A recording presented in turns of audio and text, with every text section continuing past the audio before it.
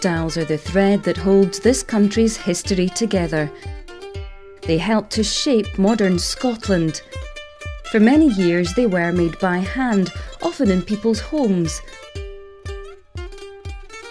Then came the Industrial Revolution.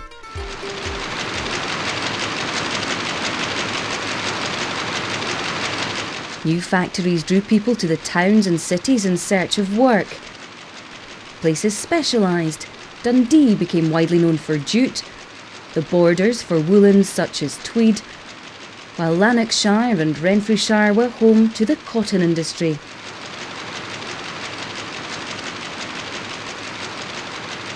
The textiles trade was the first source of mass employment in the industrial era, ahead of the mining and shipbuilding industries.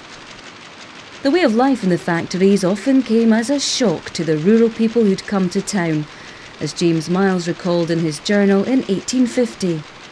When I went into a spinning mill, I was about 7 years of age. The whole circumstances were strange to me. The dust, the din, the hissing and roaring of one person to another, the obscene language uttered, even by the youngest, struck my young country heart with awe and astonishment. Women outnumbered men, and children were often employed. From 1833, mill owners were obliged to provide teachers or schooling, although David Dale at New Lanark had first championed workers' rights half a century earlier. For over 200 years, one distinctive textile has been seen as a national emblem.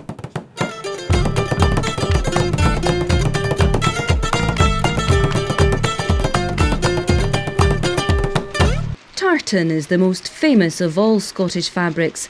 It was for centuries part of the Highlands culture, but in 1746, after the political upheaval of the Jacobite Wars, it was banned. For 40 years, the only people wearing tartan were Highland soldiers serving in the British Army. But gradually tartan lost its stigma and was seen as simply Scottish.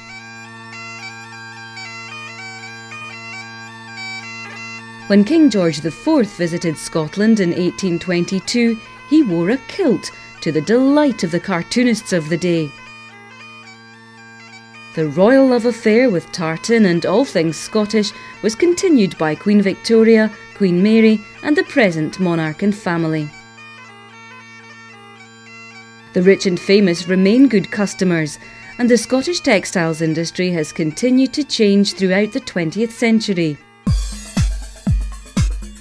Today, mass production has given way to a move upmarket. Scottish textiles such as cashmere and tweed are almost exclusively made for international luxury markets.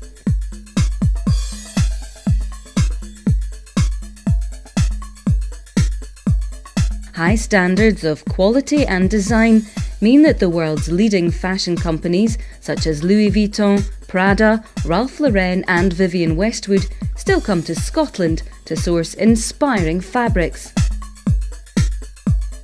Designer Jean Muir was known the world over for her work and readily acknowledged her debt to the Scottish textile heritage.